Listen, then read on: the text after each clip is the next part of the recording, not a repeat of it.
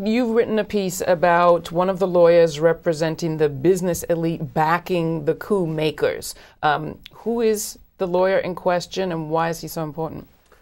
The lawyer in question is a not unknown lawyer named Lanny Davis, the guy, the quote-unquote, the lawyer that saved Bill Clinton during his impeachment hearings. Mr. Davis worked for an Orrick law firm that's been retained by a group called the Latin American Business Council of Honduras.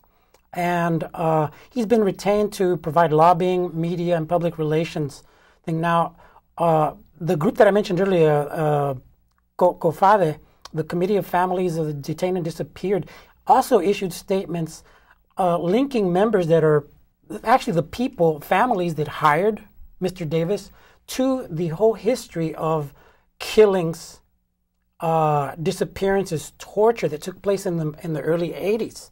And so under the auspices of an organization called APRO, the Alliance for Progress of Honduras, which was kind of a combination of business elites and the military coming together. And so the groups in Honduras will claim that Mr. Davis, one of them told me, Jose Luis Galdames, when I interviewed him, he was in hiding. And he told me that he wishes Mr. Davis could come and to Honduras so he could show him who's behind the coup, the powers that be behind the coup.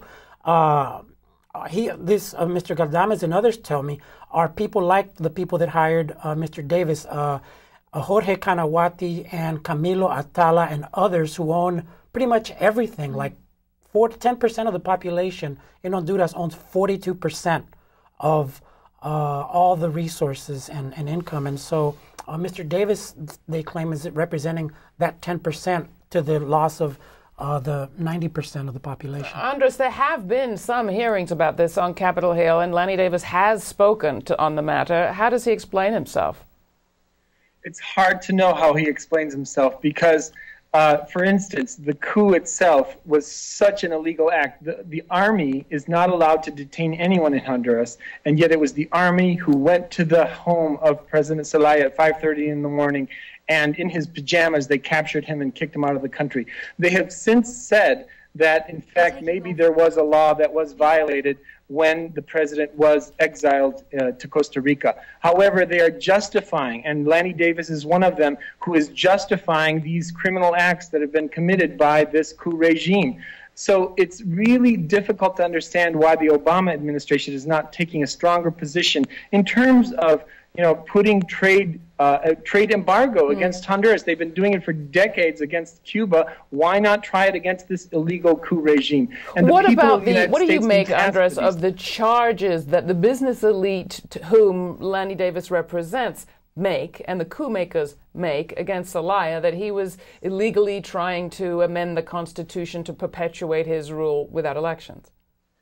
What they accuse him of is something which is absolutely ridiculous because he has never, ever stated that he wants to extend his term as president. What he has wanted to do, he began the very first day when he was elected president, and that is in January of the year 2006. He pushed for passing legislation that is incorporating participatory democracy in a much more active way. And the last step in this direction was to ask for the people's opinion, a straw poll, a non-binding referendum asking what the people wanted in terms of changing the Constitution.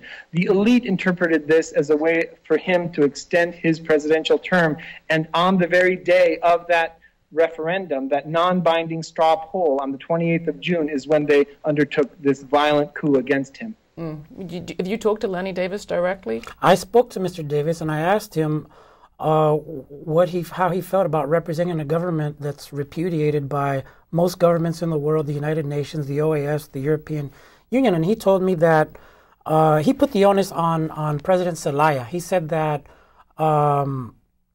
he's proud to represent businessmen who respect the rule of law and that are supporting Clinton and Arias-sponsored talks. And he said his biggest concern is the safety and security of Honduran people. When he told me this, and I mentioned it to the man who was in hiding, he laughed. This is when he invited Mr. Davis to Honduras. On this matter of security, we can anticipate a situation now this week where a resolution is not met, is not arrived at. Whoever has been rejectionist up to now will probably continue to be. They've nothing to lose by creating conflict in the streets, as far as I can see. Is there anything that can be done between now and when these 72 hours elapse to prevent the kind of violence that will probably ensue, and worse, the kind of world opinion that may be shaped against Zelaya if he's the one that decides to make this entry when there isn't a solution? Well, I actually think that the war has already started. If you look at 1,100 cases in a 3-week time frame, that's killing, that's probably torture, it's disappearances, detentions, all the things you see in war and psychological warfare in the media, which is owned vastly by most of the small group of interests. And so the Honduran government, de facto government, is repudiated by the United Nations, the OAS.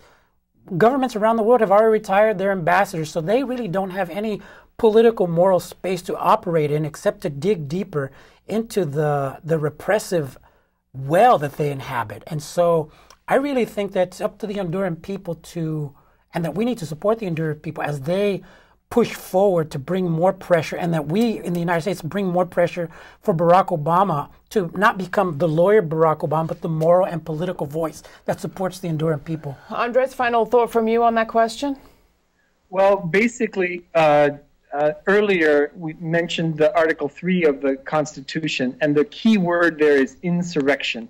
And what President Zelaya is doing, unlike any other leader I've ever known, is calling for very active, nonviolent insurrection against this dictatorship.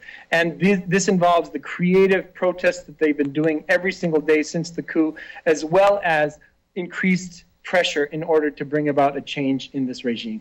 Andres Thomas Conteris, thanks so much for joining us. Roberto Lovato, always great to have you. Roberto's article will be appearing on Wednesday at the American Prospects website. You can find out more information from our website. That's GRITtv.org. Don't go away.